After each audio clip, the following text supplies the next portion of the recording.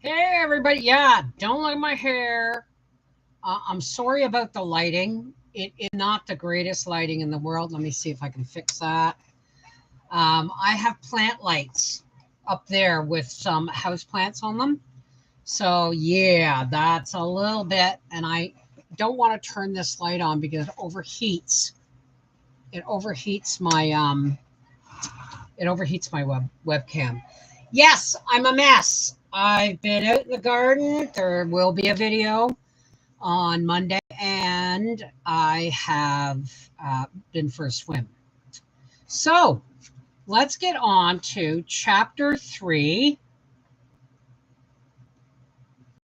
of On the Way Home.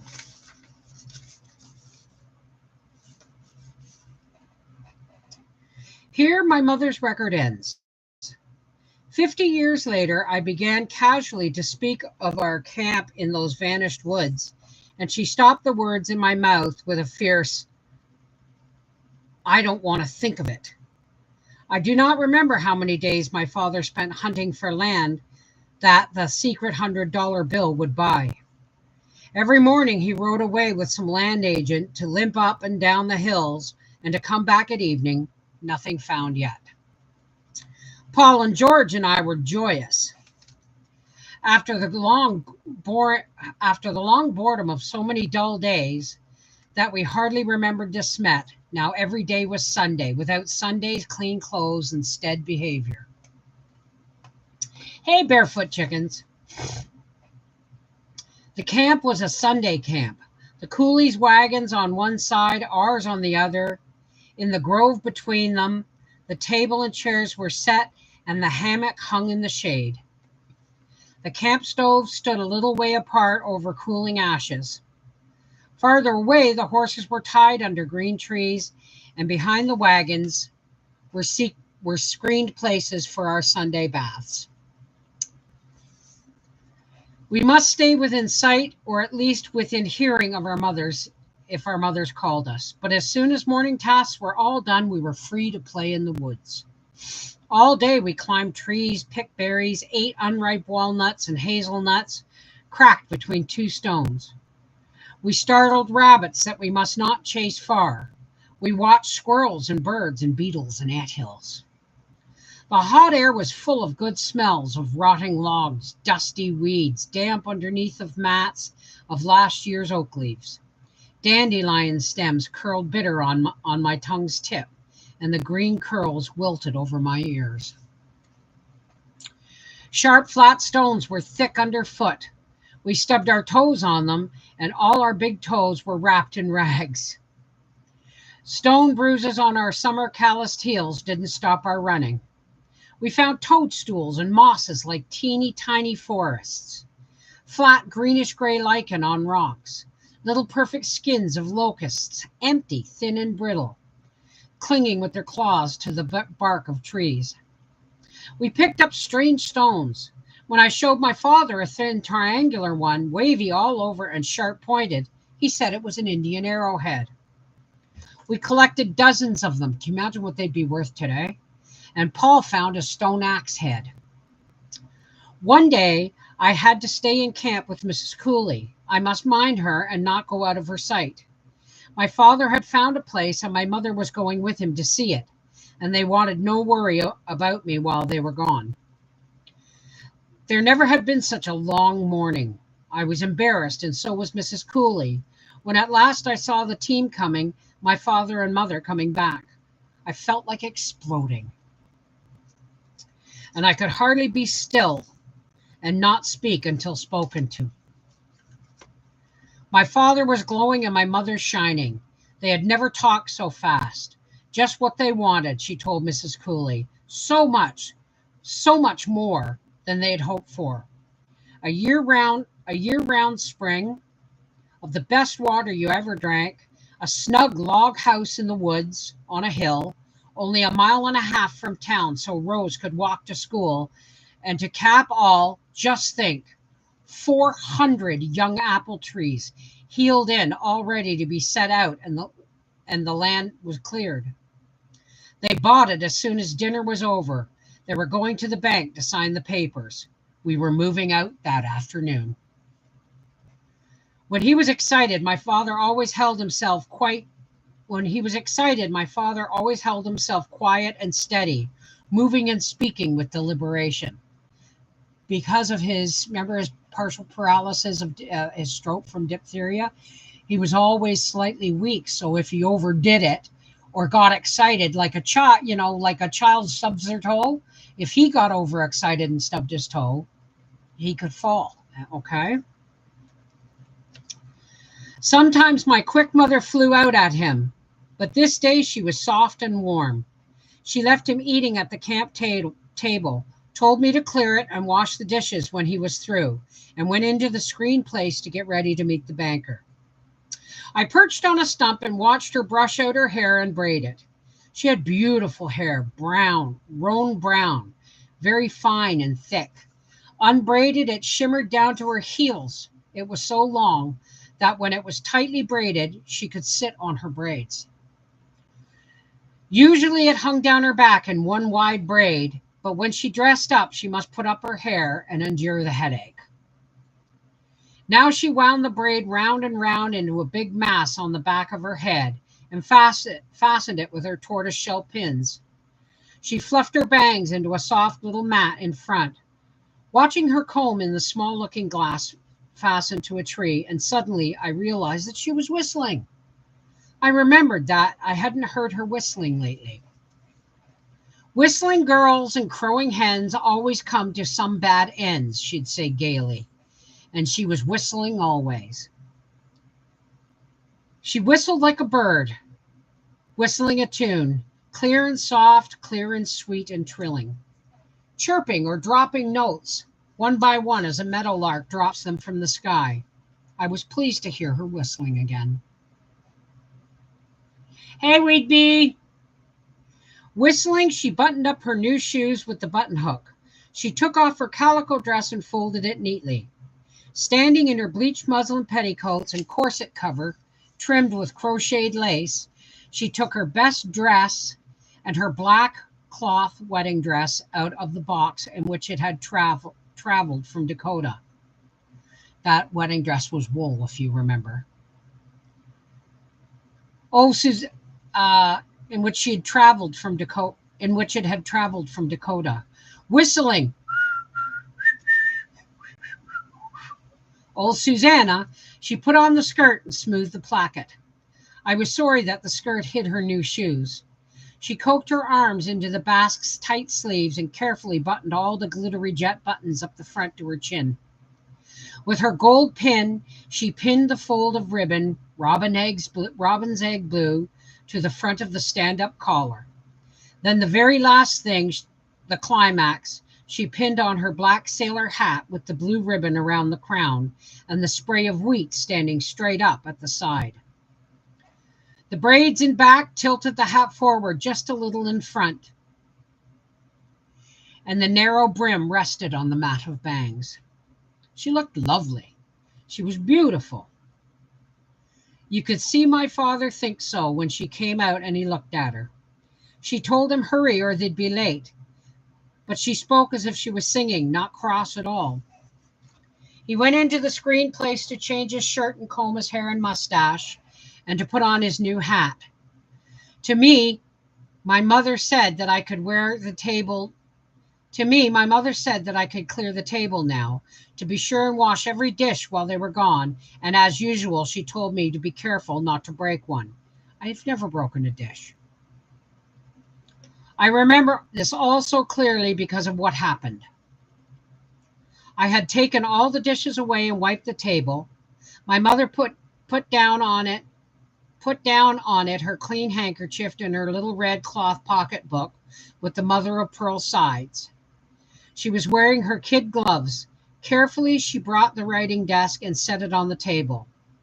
She laid back its slanted upper half and lifted out the narrow wooden tray that held the pen and the inkwell.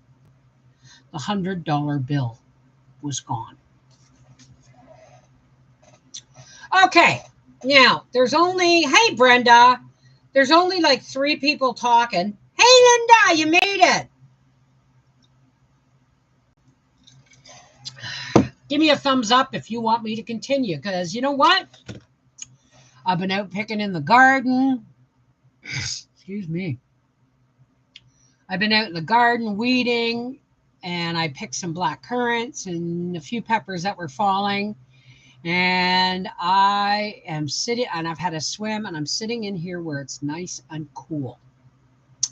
And I'm going to be doing a live on Life with the Wolfies after this. Not Life with the Wolfies, our half acre homestead. Okay, let me just check. Linda, you always, whenever I come into a live, you always have a message for me or a task for me. All right, let me see.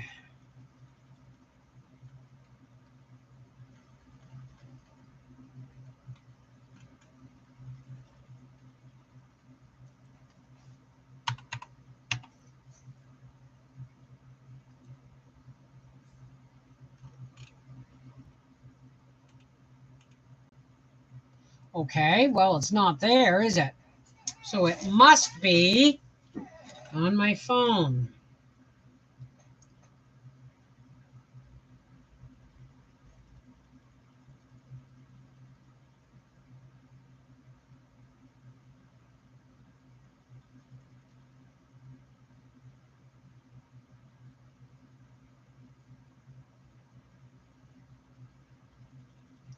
Okay, got it. It didn't look right, though, because whenever he would go to sit up, things would balloon out. But you're right. That didn't heal back together properly after his surgery. Okay. All right. Let's continue. They asked, had I told someone? No, I had never said anything to anyone ever about the money. No, I had not seen a stranger. 2 views of the desk that held the $100 bill.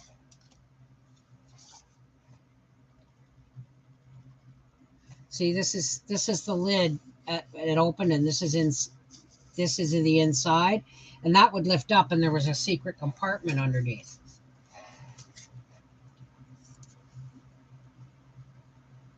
No.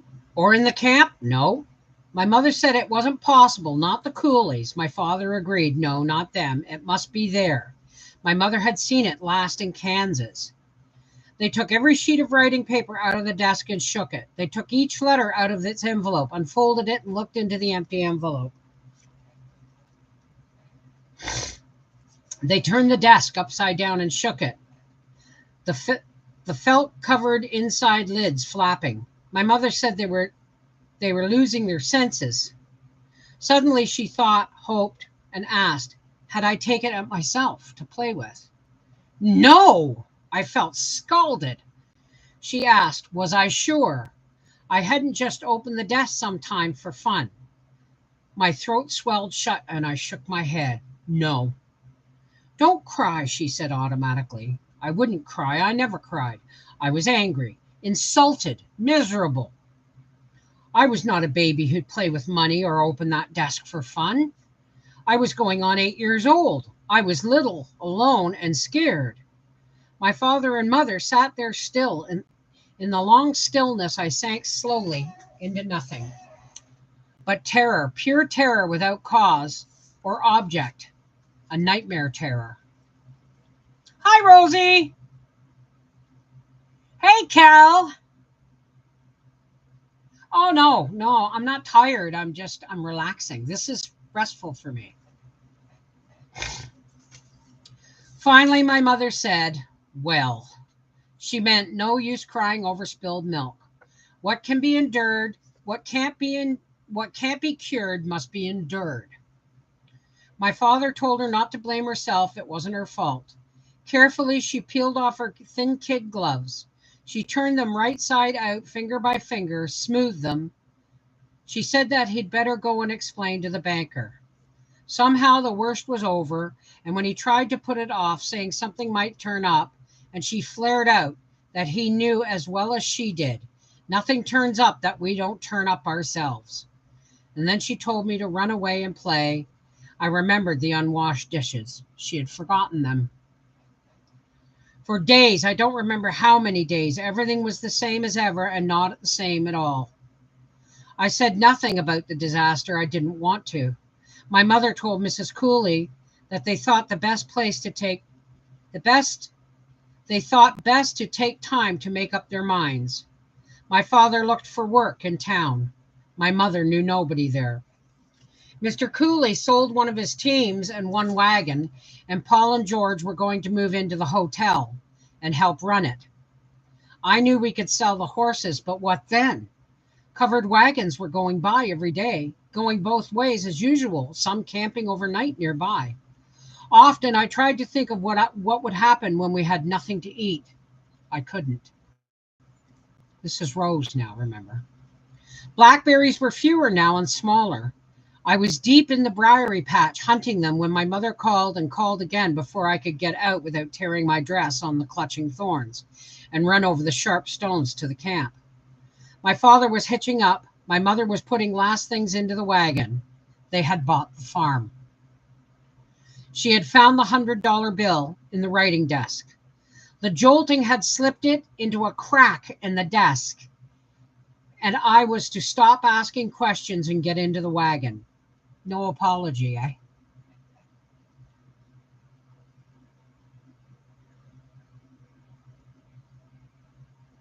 And get into the wagon. Just as she was, my mother had found my father and gone to sign the papers.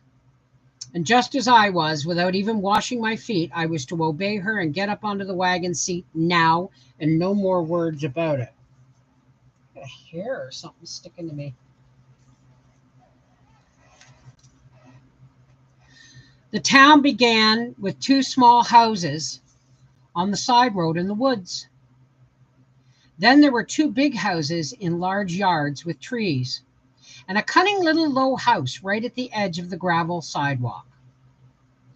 On the other side of the road, opposite the little house, stairs went up the one side of the hotel where Paul and George would live.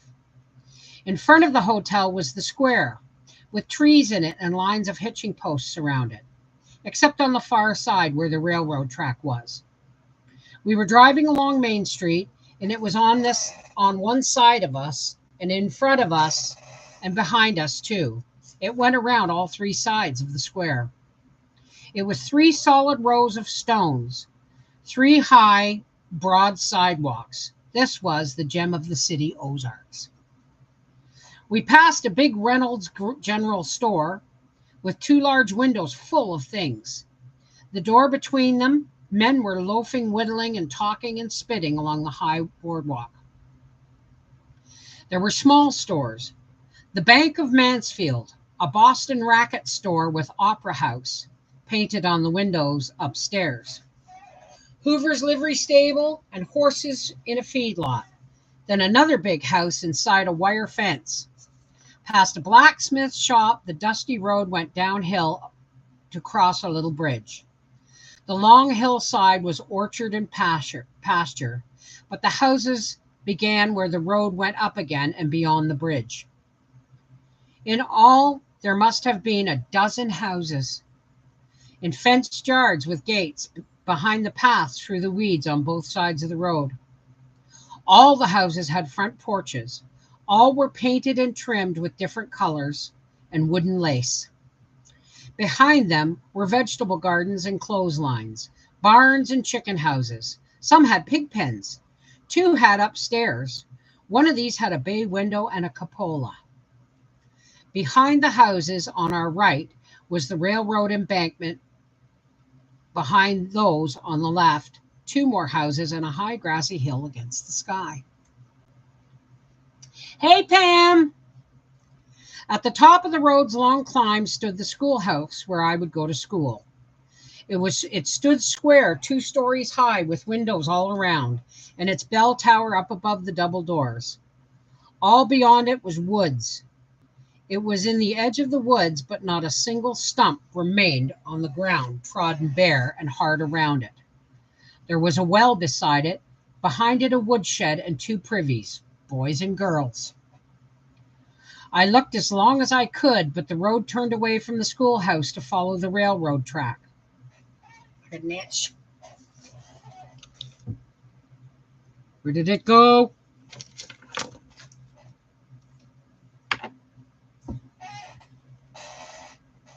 Sorry. Oh, it is right.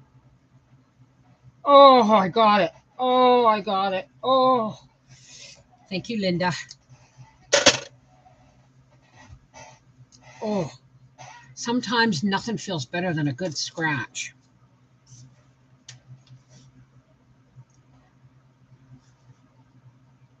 Now there was nothing but woods on either side, and the two-wheel tracks went straight and slowly downward. Between them were stumps and big rocks. The wagon jolted and lurched over rocks in the dust, and the horses' iron shoes clattered on them.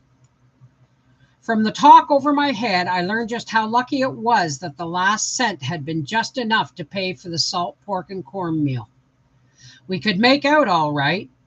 We could make out all right now, selling wood, and do well when the apple trees were in bearing.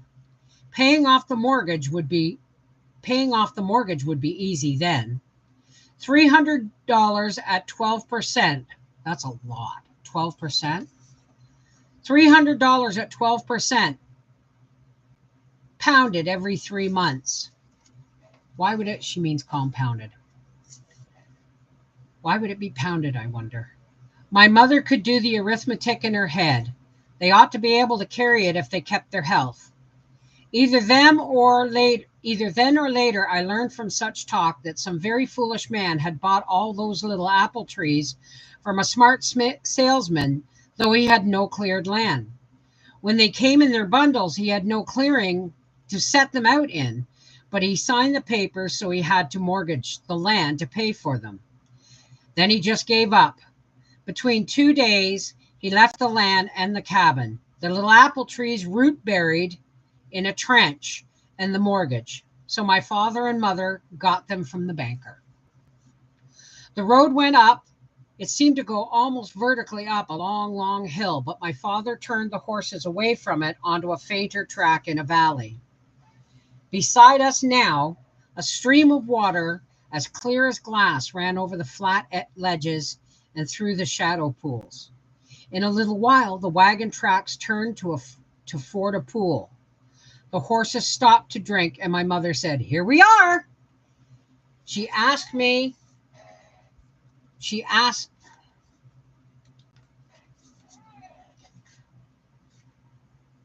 oh, I missed a page. She asked me what I thought of it, but I saw nothing to think about. The creek came from our own spring. She told me across the creek, the woods went up a low hill into the yellow light of the sinking sun. The wheel tracks went down on the curve of the creek, and the trees hid them. My father drove up the hill through the woods.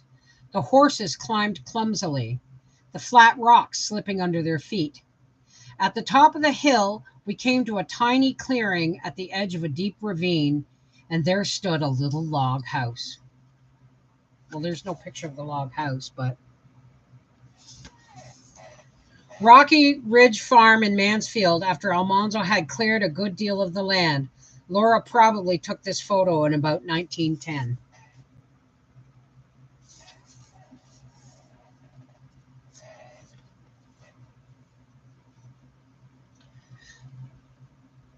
Quick as a squirrel, I was down over the wheel and around the corner of the log's ends. A rough, thick door stood open. I was in the house. I was in a narrow little room, its floor of earth and dead leaves. But beyond a doorway was a larger room that had a wooden floor. This room was bare and clean. It smelled like the woods. Dead leaves were blown into its corners. There was a big fireplace, sure enough, as the woman had said, no windows. There was a square hole in the wall of peeled logs, an empty hole, but it had a rough wooden door hanging open, like the house door. This was Rocky Ridge Farm.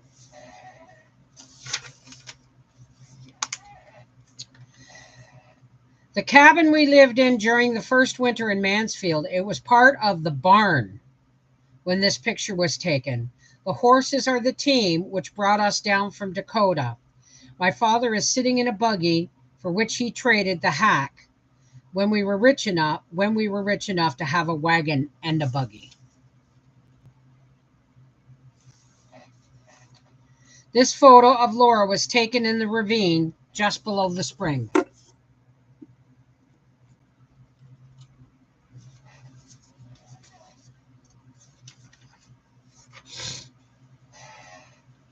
Nothing more was to be seen there, but I hadn't noticed that in the narrow room, the logs of the wall around the door were papered with newspapers. Large black letters in curlicue stopped me. I stood and read, Carter's Little Liver Pills, and a philosophical question which I kept trying and failing to answer for so long afterward that I'd never forgotten it. What is life without a liver? It isn't. You can't live without your liver. That problem was too much for me for the moment. I postponed the struggle with it. Outside, some chunks of bark had fallen from the house wall, and between all the logs was yellow clay, dry, hard, and cracked to bits. Not far away, the path from the door went down steeper than stairs into the ravine. As usual, my mother called to me to be careful. The ravine was shadowy, darker in its narrow bottom. It ended in one huge rock as big as a house. Behind the rock was a hollow sound of running water, and water ran from beneath it into a little pool as round as a wash tub and half as deep. Another spring. Ferns hung over the darling pool, and from a bough above it dangled a hollowed-out gourd for dipping up the water. I would have built a little house over that spring for dairy products. Ferns hung over the darling pool, and from a bough above dangled a hollowed-out gourd for dipping up the water. I drank a delicious, cold gourdful. Looking up and down the mountainside above the spring, it was all dark woods, only the very tips of the highest trees in sudden yellow light. All down the dark ravine, the water chuckled eerily. Something moved stealthily in the leaves under the bushes. I clambered up the path as fast as I could. The horses were unhitched and picketed, the hens in their coop on the ground. My father and mother were taking out things over the wagon's opened end gate. We would eat supper outdoors and sleep one more night in the wagon. My mother went to scrub that cabin floor from top to bottom before we moved in. We could still see enough of the shadowy daylight, but inside the wagon it was too dark to find things. My father rummaged for the lantern. He pressed the spring that lifted its thick glass globe. He touched the match flame to the wick and carefully lowered the globe into its place, and suddenly the lantern was shining in darkness. He held it up, looking for a place to hang it, and there, in the edge of its light, stood a strange man. Should I stop or should I go on? I seem to have gotten more people, and there really isn't enough left to worry about, so let's just go on, eh? The man's feet were bare. His pants were a neighbor's cabin. My father is pictured by it in his buffalo coat, which was made from the skin of a buffalo killed in Dakota.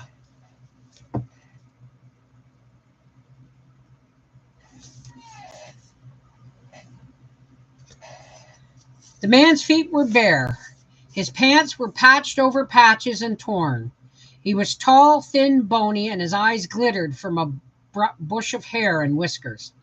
He came a step nearer, and quick as a snake, my mother's hand slid into the pocket where her revolver was. She waited ready. Slowly, my father said, "Hello there." The man said he wanted work. He was looking for a chance to work for something to eat. My father answered that we were just moving in. As he could see, we didn't have any work to give anybody. Too bad, but maybe better luck in town just over the next hill. Not much more than a mile to the west. "Yep, you've got a good place here," the man said. He was bony but big. After a minute, my father said it would be a good place someday, he guessed. Then we all stood silent as if we couldn't move. The man began to talk quietly, slowly, almost dreamily. They had to get something to eat, he said. His wife and 5 children were down in the wagon by the creek. They had been traveling all summer looking for work. They could not go on any longer. This was the 3rd day they had had nothing to eat. He had to get work, so he came up the wagon tracks. They couldn't go on without something to eat. He stopped. There was nothing more to say, nothing to do. Now I knew what happened when you had nothing to eat. What happens is nothing. Suddenly, my father was talking and moving quickly, not deliberate at all. He said he needed help making wood. Provided the man would come and help him tomorrow, he divided what little. He was reaching into the wagon at the sight of the slab of salt-fat pork. My mother cried out, "Manly, no! We've got Rose."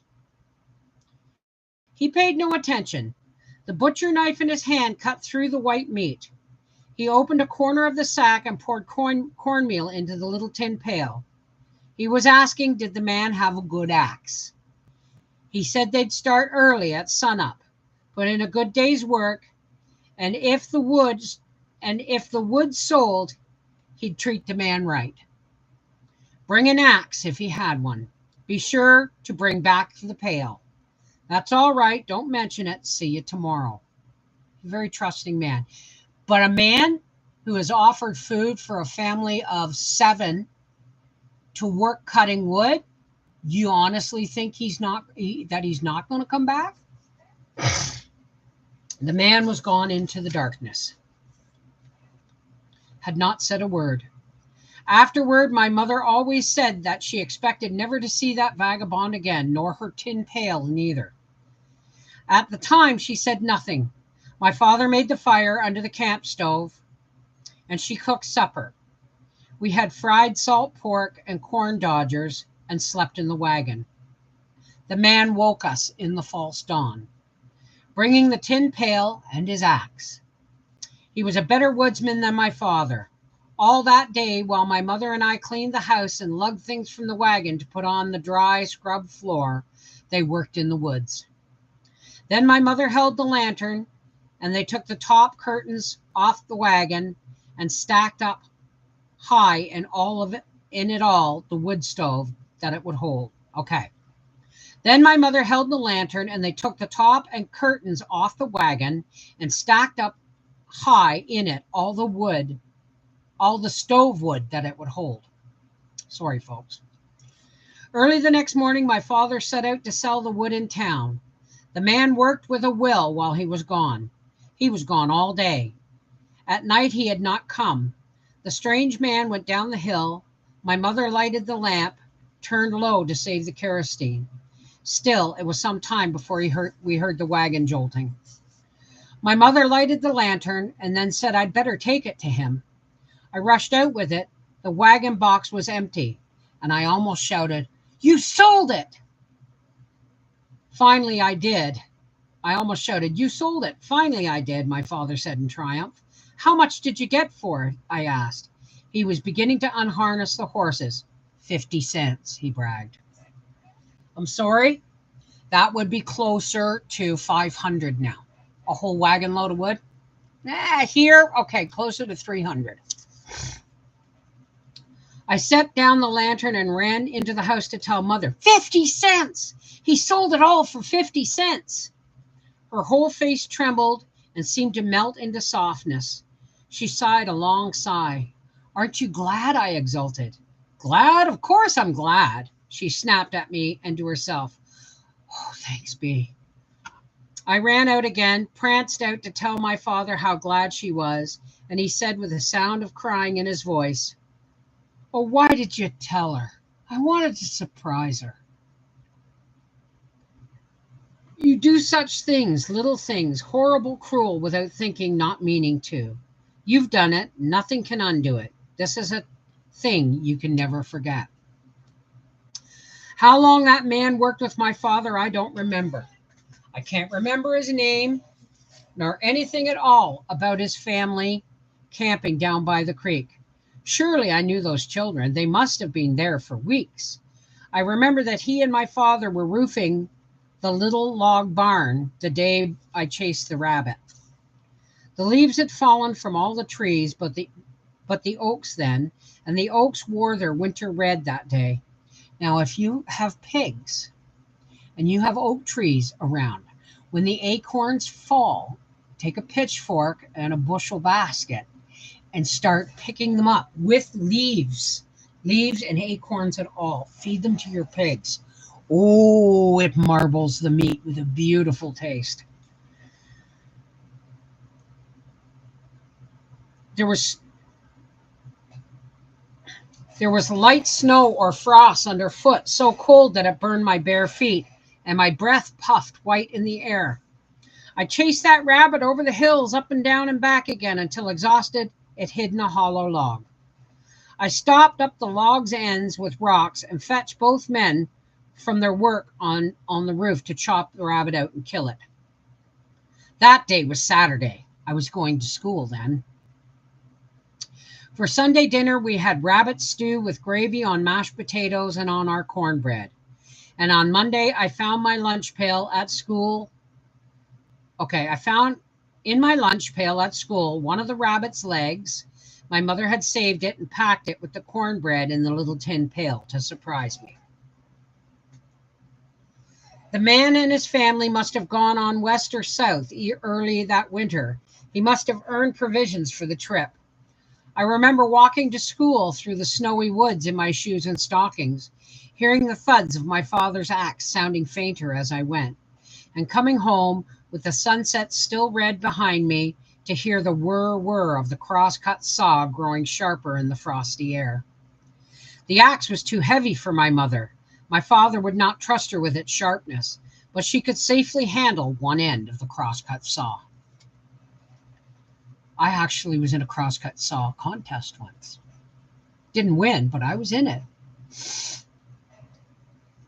Winter evenings were cozy in the cabin. The horses were warm in the little barn.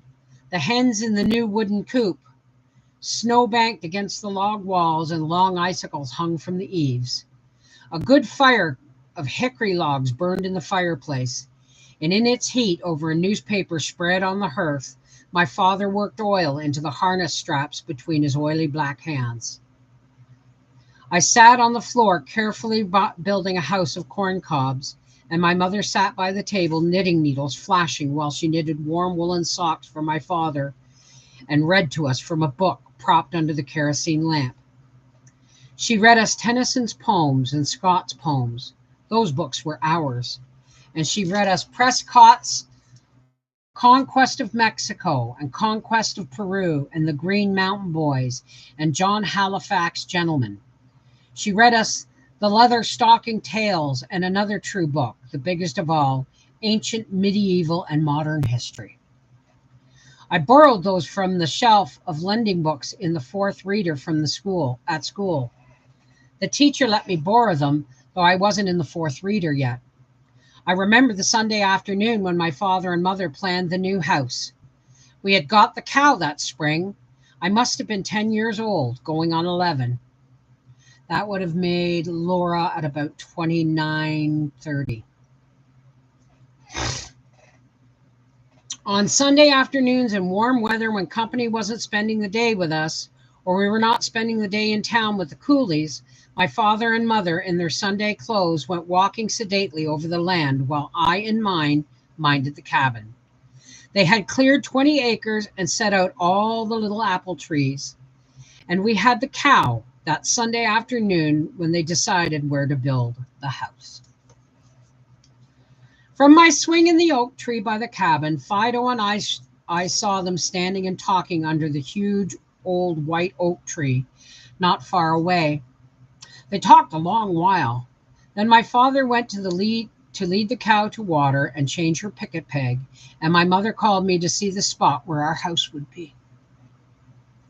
It would be under the great old white oak at the edge of the hill where we stood. Here the ground sloped more gently down into the ravine, though steep, and rose steeply up the wooden mountain to the south. the wooded mountain to the south. You could see the brook running from the widening mouth of the ravine and curving to the north and east around the base of the rounded hill.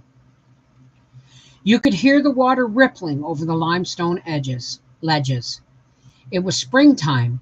The hickory trees on the hill were in young green leaves. The oak leaves were pink, and all the flinty ground underneath. The oak leaves were pink, and all the flinty ground beneath them was covered with one blue-purple mat of dog's tooth violets. Among the brook, the service trees were blooming misty white. Sarvis trees, not service, sarvis.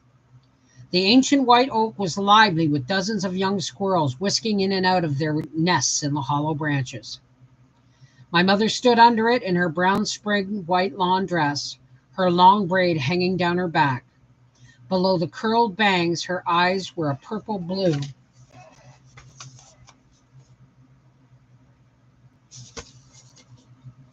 Part of the Rocky Ridge farm as it looks today. Hey, Renita, thank you for my parcel. My goodness, I'm not sewing right now in the hot weather because I'm working in the garden, but maybe tomorrow. We'll see if I can get some sewing, but I'm so excited. Thank you very much. When I was a little girl in the Ozarks, I had a donkey whose name was Spookendike. Watch Rose.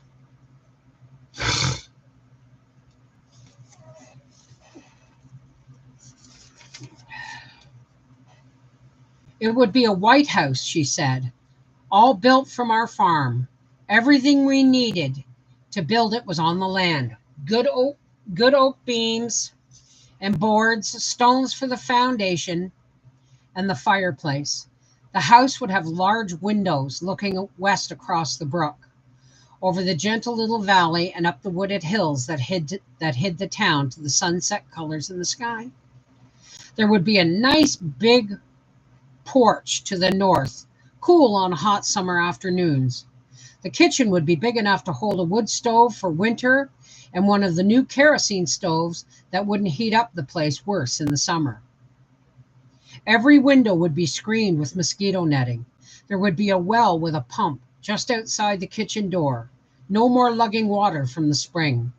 And in the parlor, there would be a bookcase. No, 2 bookcases. Big bookcases full of books and a hanging lamp to read them by on winter evenings by the fireplace. When the mortgage was paid in only a few more years, she said, when the orchard is bearing, if the prices are good, then we will fence the whole place with wire and build the barn bigger. We have more stock by then, and after that, we can begin to build the house. She woke from the dream with a start, and goodness, it's chore time. I better take the milk pail to my father, she said, and feed the hens before they went to roost. Don't forget to fill their water pans and bring in the eggs. Be careful not to break one. Oh, now that we had the cow, we'd have a treat for Sunday supper. French toast with that wild honey. With that wild honey to surprise my father. How wonderful it was to have a cow again. While I scattered corn for the hens, fetched the water from the spring to fill their pans, and hunted for eggs that the broody hens hid in the haymow, in the straw stack, and even in the wild grasses, I heard her whistling in the cabin, getting supper. Laura's dream realized. The house that she and Almanzo built of materials from the farm. The well house is outside the kitchen door. The home is now preserved as a memorial museum by the Laura Ingalls Wilder Home Association of Mansfield, Missouri. Rose Wilder Lane. And that's Laura's house. This is the Mrs. Wolfe from Reading with Beverly Wolfe, saying, I'd like to switch gears. I think I'd like to read something like Rob Roy. Oh, that's what's been bugging me. A great big long hair. I'd like to read Rob Roy live. next. And come this winter, I will be finishing the recording of the Anne of Green Gables books. Okay? I love you guys. Take care. God bless. And guess what? I'm going live on our Half Acre Homestead in 10 minutes. No, 4 o'clock. 4 o'clock. Eastern Daylight Savings Time. Take care. God bless.